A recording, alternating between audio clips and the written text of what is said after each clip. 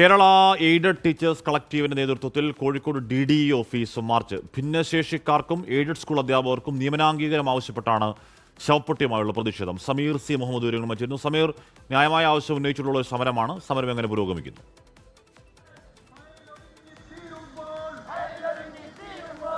ഹാഷ്മി, 3 വർഷമായി ഇപ്പോൾ എയ്ഡഡ് സ്കൂളുകളിലെ നിയമനം നടക്കുന്നില്ല. അതുപോലെ തന്നെ ഭിന്നശേഷിക്കാർക്കുള്ള നിയമനവും നടക്കുന്നില്ല. ഇതുമായി ബന്ധപ്പെട്ടാണ് വലിയ പ്രതിഷേധം ഇപ്പോൾ കോഴിക്കോട് നടന്നുകൊണ്ടിരിക്കുന്നത്.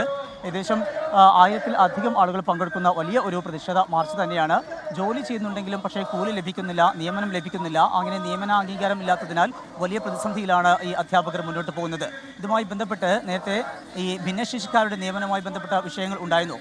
അത് പൂർത്തീകരിച്ചിട്ടില്ല. അത് പൂർത്തീകരിക്കാത്ത ഒരു സാഹചര്യം പറഞ്ഞുകൊണ്ടാണ് സർക്കാർ എയ്ഡഡ് സ്കൂളുകളിലെ അധ്യാപകരുടെ നിയമനവും ഇപ്പോൾ നടത്താതിരിക്കുന്നത്. അതുമായി ബന്ധപ്പെട്ട വലിയ പ്രയാസമാണ് ഉണ്ടാകുന്നത്. അത്തരമൊരു പശ്ചാത്തലത്തിലാണ് ഇത്തരത്തിലുള്ള ഒരു പ്രതിഷേധത്തിലേക്ക് അധ്യാപകർ എത്തിയിരിക്കുന്നത്. ഇപ്പോൾ കോഴിക്കോട് DDE ഓഫീസിലേക്കുള്ള മാർച്ചാണ്. വലിയ ഒരു ജനപങ്കാളിത്തം കൊണ്ട് ശ്രദ്ധേയമായ ഒരു പ്രതിഷേധമാണ്, ഈ അധ്യാപകരുടെ ഒരു പ്രതിഷേധമാണ് ഇപ്പോൾ കാണുന്നത്.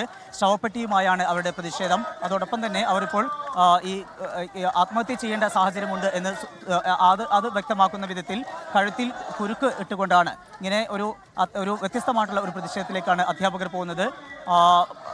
വിവിധയിടങ്ങളിലായിക്കൊണ്ട് നിരവധി പേരാണ് ഈ സമരത്തിൻ്റെ ഭാഗമാകുന്നത്.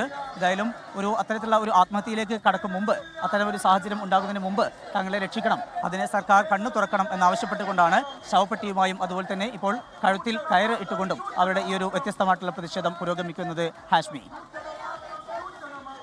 ഓക്കെ, കേരള എയ്ഡഡ് ടീച്ചേഴ്സ് കളക്റ്റീവിന്റെ നേതൃത്വത്തിലാണ് കോഴിക്കോട് DDE ഓഫീസ് മാർച്ച് പുരോഗമിക്കുന്നത്. ലോകത്തെവിടെയായാലും ഏത് സമയത്തും 24 വാർത്തകളും ഓഗ്മെന്റഡ് റിയാലിറ്റി പാക്കേജുകളും എക്സ്പ്ലെയിനറുകളും വിശദമായി കാണാൻ ഞങ്ങളുടെ YouTube ചാനൽ നിങ്ങൾക്ക് സബ്സ്ക്രൈബ് ചെയ്യാം.